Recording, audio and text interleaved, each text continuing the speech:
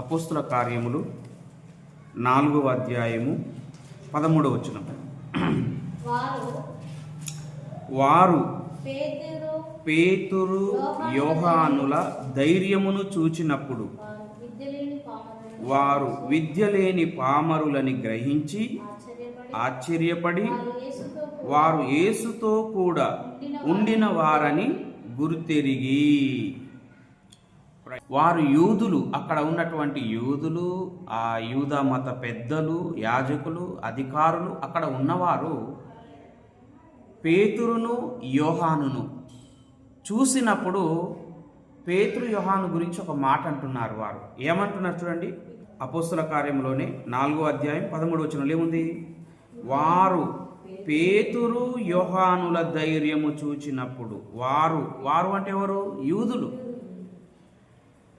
అక్కడ ఉన్నటువంటి యూదా సమాజపు వారు, పెద్దలు కావచ్చు, అధికారులు కావచ్చు, యాజకులు కావచ్చు, ఎవరైనా అక్కడ ఉన్నటువంటి ప్రజలు పేతురు యోహానుల ధైర్యమును చూచినప్పుడు విద్యలేని పామరులని ఆశ్చర్యపోయారంట.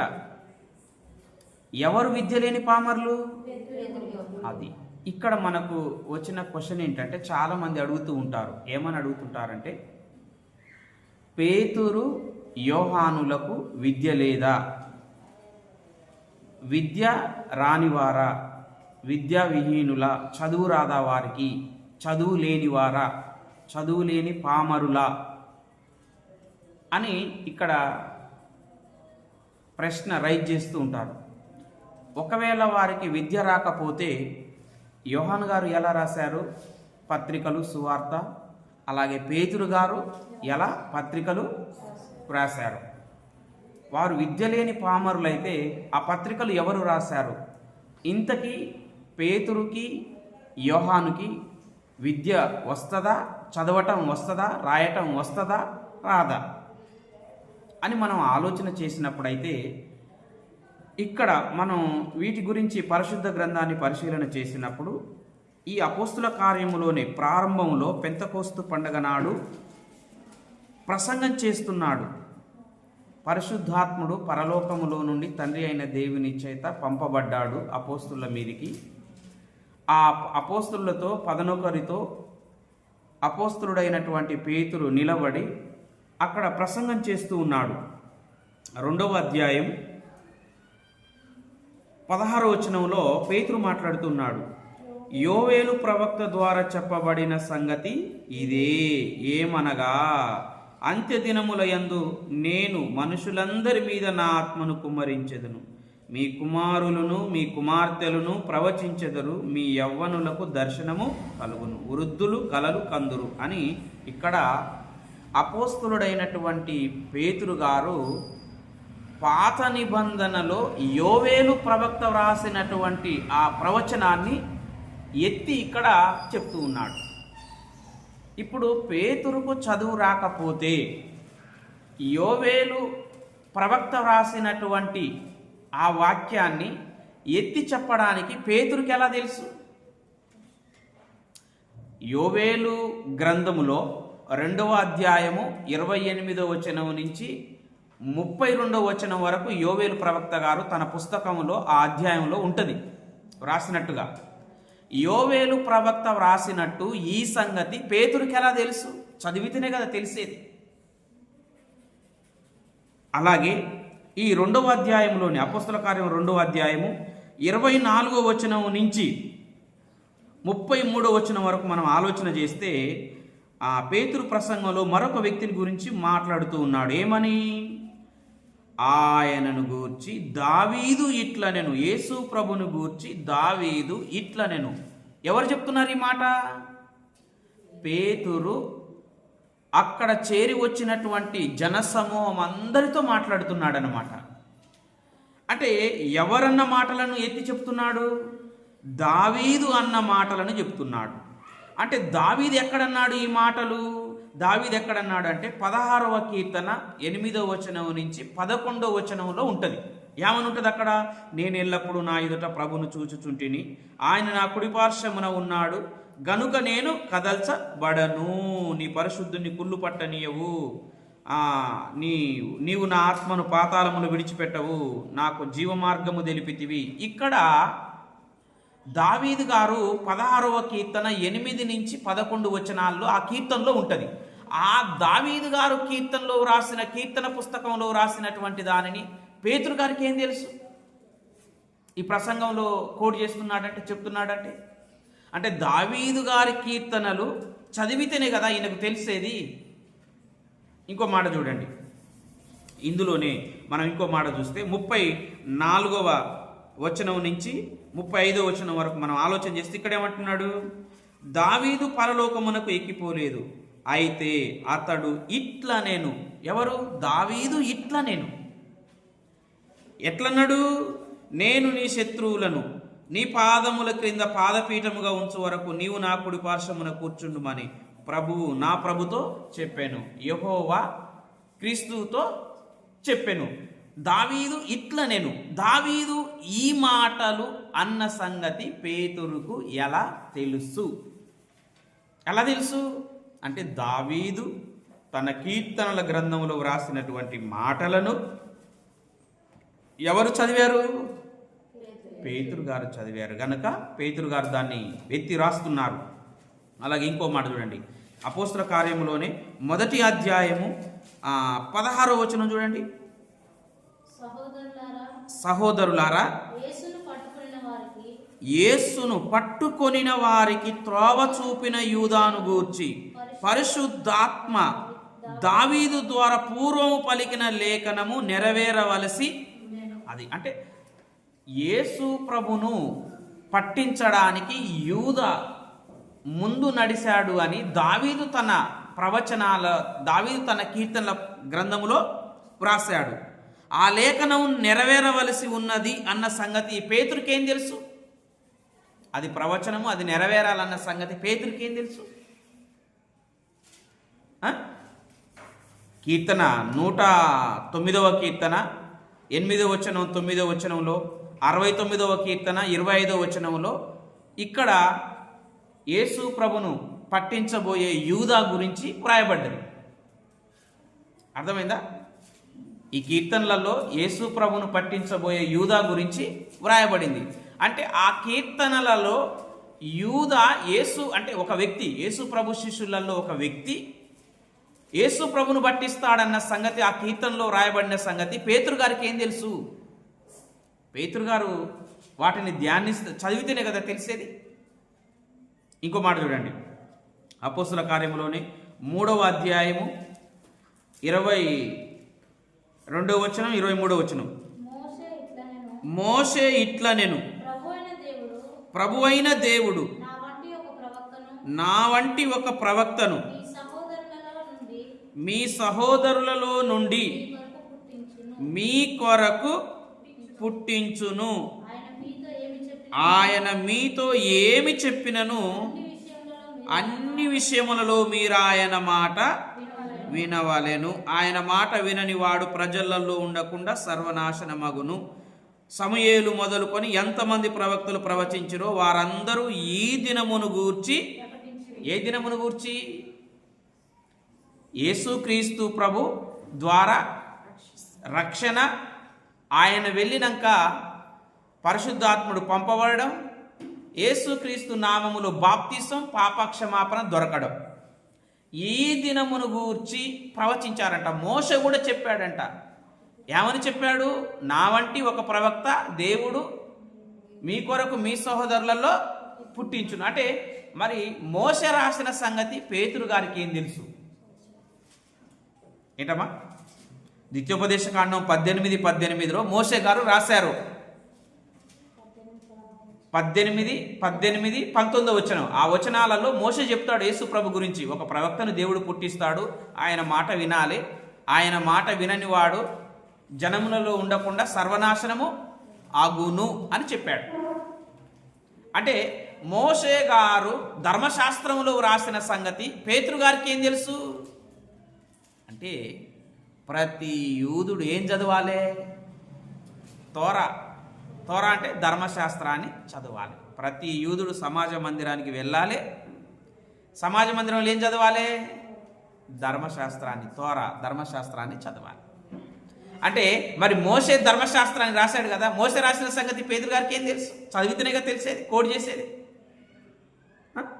ఇంకో మాట చూడండి, ఇక్కడలోనే 25 అపోస్తల కార్యంలోని 3వ అధ్యాయం 25వ వచనం 26వ వచనం.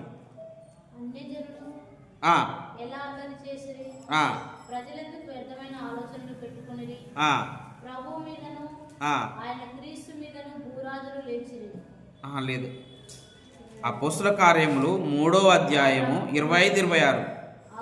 ఆ ప్రవక్తలకును దేవుడు అబ్రహాముతో నీ సంతానమందు భూలోక వంశములన్నీ ఆశీర్వదింపబడునని చెప్పి మీ పితరులతో చేసిన నిబంధనకు మీరు వారసులై ఉన్నారు. దేవుడు తన సేవకును పుట్టించి మీలో ప్రతి వాని దుష్టత్వము నుండి మళ్లించుట వలన మిమ్మును ఆశీర్వదించుటకు ఆయన మొదట మీ యుద్ధకు పంపెనని. ఇక్కడ ఏంటి, ఎవరు చెప్తున్నారు ఈ మాట? పేతురు గారు రాస్తున్నారు కదా. ఏం రాస్తున్నాడు? దేవుడు అబ్రాహాముతో చెప్పాడట, ఏమని? నీ సంతానమందు భూలోక వంశములన్నీ. అంటే అబ్రహాముతో దేవుడు చెప్పిన సంగతి పేతురు గారికి ఎలా తెలుసు? ధర్మశాస్త్రాన్ని చదివితేనేగా తెలిసేది. దేవుడు అబ్రహాముతో మాట్లాడినప్పుడు అబ్రహాముతో చేసిన వాగ్దానము పేతురుకు తెలుసు గనక రాస్తున్నాడనమాట. ఇది ఎక్కడ ఉంటుంది? ఆదికాండంలో, ఆదికాండం 12వ అధ్యాయం 3వ వచనంలో, 22వ అధ్యాయం 18వ వచనంలో దేవుడు అబ్రహాము సంతానమును గురించి వాగ్దానం చేసినటువంటి వాక్య భాగాన్ని మనం ఆదికాండంలో చూస్తాం. అలాగే ఇంకో మాట చూడండి, ఇక్కడ కీర్తనలు 4వ కీర్తనలు కాదు, అపోస్తల కార్యము 4వ అధ్యాయం 23వ వచనం. వారు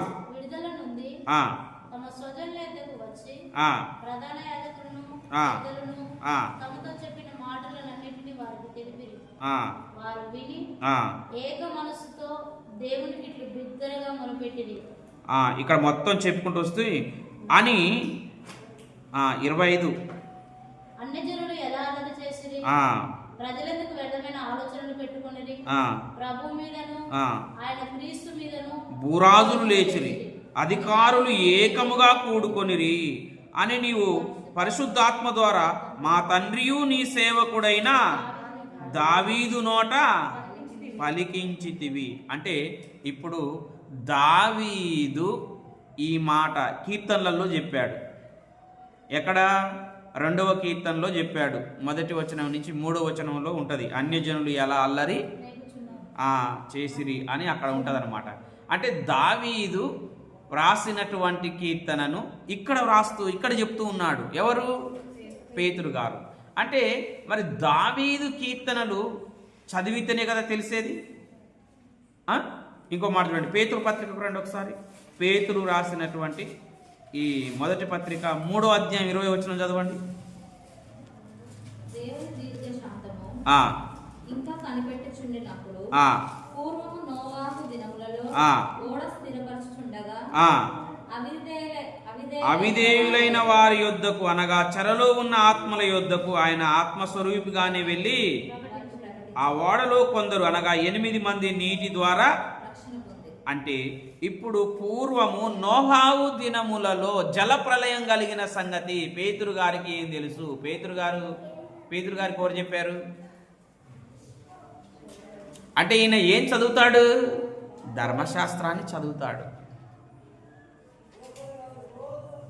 అబ్రాహాము సంగతి, దావీదు సంగతి, నోవాహు సంగతి, తర్వాతకి లోతు సంగతి. అర్థమైందా? లోతు గురించి కూడా రాసిండు కదా. అంటే ఇవన్నీ ఎట్లా తెలుసు ఆయనకి? ఆయన చదివాడు గనుక ఆయనకు తెలుసు అన్నమాట. అంటే చదివిండు కాబట్టి ఆయనకు తెలుసు. 3వ అధ్యాయం 6వ వచనం చదవండి ఒకసారి. మొదటి పత్రిక 3వ అధ్యాయం 6వ వచనం. ఆ ప్రకారము శారా అబ్రహామును యజమానుడా అని పిలుచుచు అతనికి లోబడి ఉండెను. శారా అబ్రాహాముకు లోబడి ఉన్నదని, శారా అబ్రహామును యజమానుడా అని పిలిచెనని ఈయనకేం తెలుసు? ఆదికాండం 18:12 ఉంటుంది. శారా అబ్రాహామును ఏమని పిలిచేదంట? యజమానుడా అని పిలిచేదంట. అర్థమైందా? ఇంకో మాట చూడండి, పేతురు రాసినటువంటి మొదటి పత్రికలోనే 14వ వచనం చదవండి. 14:16 ఏముంటుందో తెలుసా? నేను పరిశుద్ధుడనై ఉన్నాను గనక మీరును పరిశుద్ధులై ఉండుడని వ్రాయబడి ఉన్నది. ఎక్కడ రాయబడి ఉన్నది ఈ మాట? లేవియా కాండంలో రాయబడి ఉంటుంది. నేను పరిశుద్ధుడనై ఉన్న ప్రకారం మీరును పరిశుద్ధులై ఉండండి. లేవియా కాండం 11వ అధ్యాయం 44వ వచనం 45వ వచనాల్లో ఉంటుంది. అంటే లేవియా కాండంలో దేవుడు నేను పరిశుద్ధుడనై ఉన్నాను గనక మీరును పరిశుద్ధులై ఉండుడి అని వ్రాయబడి ఉన్నదన్న మాట అందులో వ్రాయబడి ఉన్న సంగతి ఈయనకేం తెలుసు? అందులో వ్రాయబడి ఉన్నది అని అన్నాడా? నేను ఇది చెప్తున్నాను అన్నాడా? అందులో వ్రాయబడి ఉన్నది అంటే ఈయన ఏం చదివాడు? ఆది కాండంలో ఉన్నది కానీ, నిర్గమకాండంలో మోషది కానీ, లేవియా కాండంలో ఉన్న సంగతులు కానీ ఈయనకేం తెలుసు? పేతురు గారికి ఈయన చదివాడు గనక ఈయన తెలుసు అన్నమాట. అలాగే 2వ అధ్యాయం 6వ వచనం చదవండి. పేతురు రాసిన మొదటి పత్రిక 2వ అధ్యాయం 6వ వచనం. ఇదిగో నేను ముఖ్యమును ఏర్పరచబడినది అమూల్యమగు మూలరాతిని సియోనులో స్థాపించుచున్నాను. ఆయన యందు విశ్వాసముంచువాడు ఏ మాత్రమును సిగ్గుపడడు అను మాట లేఖనమందు ఎక్కడ రాయబడింది ఈ మాట? ఈ మాట లేఖనములో రాయబడి ఉన్నదన్న సంగతి ఎక్కడ రాయబడి ఉన్నదో, ఎవరు రాశారో ఈయనకేం తెలుసు? లేఖనములో వ్రాయబడి ఉన్నది. ఇల్లు కట్టువారు ఏ రాతిని నిషేధించితిరో అదే మూలకు తలరాయి ఆయను. ఈ వాక్యం ఎక్కడ రాయబడింది అంటే యెషయా గ్రంథంలో వ్రాయబడినటువంటి మాటలను ఎత్తి రాస్తున్నాడు. ఎవరు? పేతురు గారు. యెషయా గ్రంథం 28వ అధ్యాయం 16వ వచనంలో ఉంటుంది. అర్థమైందా? ఇంకో మాట చూడండి. ఇంకా పేతురు రాసిన 2వ పత్రిక 2వ అధ్యాయం 6వ వచనం. మరియు ఆయన సొదొమ గొమొరలను పట్టణములను భస్మము చేసి ముందుకు భక్తిహీనులగు వారికి వాటిని దృష్టాంతముగా ఉంచుటకై దుర్మార్గుల కామ వికారయుక్తమైన నడవడి చేత బహుబాధపడిన నీతిమంతుడగు లోతును తప్పించిన సంగతి వ్రాస్తూ ఉన్నాడు ఇక్కడ. అంటే దేవుడు సొదొమ గోమొరల మీద అగ్ని గంధకములను కురిపించిన సంగతి, అందులో నుంచి లోతును తప్పించిన సంగతి ఎవరు రాస్తున్నారు? పేతురు గారు రాస్తున్నారు. పేతురు గారికి ఏం తెలుసు ఈ విషయం? ఇంకా మీకు ఇంకొక మాట కూడా చెప్పాలి. ఇంకో చూడండి, ఇందులోనే 2వ పత్రికలో 3వ అధ్యాయం 15-16 వచనాలు. మన ప్రభు యొక్క దీర్ఘశాంతమును రక్షణార్థమైనదని ఎంచుడి. అలాగు మన ప్రియ సహోదరుడైన పౌలు కూడా తనకు అనుగ్రహింపబడిన జ్ఞానము చొప్పున మీకు రాసి ఉన్నాడు. వీటిని గూర్చి తన పత్రికలన్నిటిలోనూ బోధించుచున్నాడు. అయితే వాటిలో కొన్ని సంగతులు గ్రహించుటకు కష్టమైనవి. ఏటిలో? పౌలు పత్రికలు రాస్తూ ఉన్నాడు. పౌలు రాసినటువంటి పత్రికలలో కొన్ని సంగతులను గ్రహించుట అంటే గ్రహించుట కష్టమైనవన్న సంగతి. అంటే పౌలు రాసినవి గ్రహింపు చేసుకోవడానికి కష్టతరంగా ఉన్నవి అన్న సంగతి పేతురు గారికి ఏం తెలుసు? చదివాడు కాబట్టి పౌలు రాసిన పత్రికలను పేతురు గారు రాశారు. అవి అర్థం చేసుకోవడానికి కష్టతరంగా ఉన్నది. అంటే నాకే ఇంత డిఫికల్ట్గా ఉందంటే ఇంకా విశ్వాసులకి కష్టతరంగా ఉంటుంది అని పౌలు రాసిన పత్రికలను చదివి అవి గ్రహింపు చేసుకోవడానికి కష్టతరంగా ఉంటున్నవి అని చెప్పాడనమాట. వీటిని విద్యాహీనులు, అస్థిరులు, తక్కిన లేఖనములను అపార్థము చేసినట్లు తమ స్వకీయ నాశనమునకు అది అంటే పౌలు రాసిన పత్రికలను పేతురు గారు ఏం చేశారు? చదివాడు. చదివితేనే అవి గ్రహింపు చేసుకోవడానికి కష్టతరంగా ఉన్నవి అని అర్థం. అయితే ఇక్కడ ఇది పేతురు గారిది. మరి యోహాను గారికి చదవచ్చా? యోహాను గారు ఎన్ని రాశారు? యోహాను సువార్త రాశాడు, యోహాను పత్రికలు ఎన్ని రాశాడు? 3 పత్రికలు రాశాడు. మరలా యోహాను గారు రాసిన ప్రకటన గ్రంథం ఎన్ని రాశాడు? మొత్తం 5 రాశాడు. మరి ఎలా రాశాడు? చదువు వచ్చి రాశాడా, చదువు రాకుండా రాశాడా? ఆయనకు చదువు వచ్చు అనడానికి ఒకే ఒక బలమైన ఆధారం యోహాను సువార్త చూడండి ఒకసారి. యోహాను సువార్త తీసారా? ఈ యోహాను సువార్తలోని లాస్ట్ అధ్యాయం చూడండి. యోహాను సువార్త 21వ అధ్యాయము 24వ వచనం. అంటే మీరు పైనుంచి చదివితే అర్థమవుతుంటుంది. ఇక్కడ ఉన్నది ఎవరెవరంటే యేసు ప్రభు వారు ఉన్నారు, పేతురు, యోహాను గారు ఉన్నారు. ఇక్కడ పేతురు యేసు ప్రభుకి మధ్య సంభాషణ జరుగుతుంది. ఎవరి గురించి మాట్లాడుతున్నారు అంటే వారు యోహాను గురించి మాట్లాడుతూ ఉన్నాడు. ఇక్కడ ఏమంటున్నాడు 24వ వచనంలో? ఈ సంగతులను గూర్చి సాక్ష్యమిచ్చుచు ఇవి వ్రాసిన శిష్యుడు ఇతడే అంటే ఎవరతను? యేసు ప్రభు రొమ్మున ఆనుకొనిన శిష్యుడు. ఎవరైనా యేసు ప్రభు రొమ్మున ఆనుకొనినది భోజన పంక్తిలో 20వ వచనం చూడండి. పేతురు వెనుకకు తిరిగి యేసు ప్రేమించిన వాడును భోజన పంక్తిన ఆయన రొమ్మున ఆనుకొనిన ప్రభువా నిన్ను అప్పగించు వాడెవడని అడిగిన శిష్యుడు తమ వెంట వచ్చుట చూచి యేసు ప్రభుని అడిగింది ఎవరు? ప్రభువా మాలో నిన్ను అప్పగించువాడు ఎవడు ప్రభువా అని ఎవరు అడిగారు? యేసు ప్రభు భోజన పంక్తిలో యోహాను గారు అడిగారు. ఆ శిష్యుడు అన్నమాట. ఆ శిష్యుని గురించి ఇక్కడ చెప్పబడుతున్నది. ఆయనే స్వయంగా చెప్తున్నాడు ఇక్కడ 24వ వచనంలో. ఈ సంగతులను గూర్చి సాక్ష్యం ఇచ్చుచు ఇవి వ్రాసిన శిష్యుడు ఇతడే అంటే యోహానే, నేనే రాశాను, ఇతని సాక్ష్యము సత్యమని. కాబట్టి ఈయన చెప్తున్నాడు స్వయంగా. తనకు తాను ఈయనే చెప్పుకుంటున్నాడు. ఏమని చెప్పుకుంటున్నాడు అంటే నేనే ఈ రాశాను అని స్వయంగా ఆయనే చెప్పుకుంటున్నాడు గనుక ఇక వేరే వాళ్ళతో వేరే వచనాలతో మనకు పని అవసరం లేదనమాట. కాబట్టి మరి అపోస్తుల కార్యములు 14వ అధ్యాయం 13వ వచనంలో అక్కడ ఉన్నటువంటి మాట యొక్క అర్థం ఏంటంటే 4వ అధ్యాయం 13వ వచనంలో వారు పేతురు యోహానుల ధైర్యమును చూచినప్పుడు వారు విద్య లేని పామరులని గ్రహించి ఆశ్చర్యపడి వారు యేసుతో కూడా ఉండిన వారని గురుతెరిగిరి. విద్య లేని పామరులని గ్రహించి. విద్య లేని పామరులు అన్న అక్కడ ఫుట్నోట్ ఉంది చూడండి. ఏముంది అక్కడ?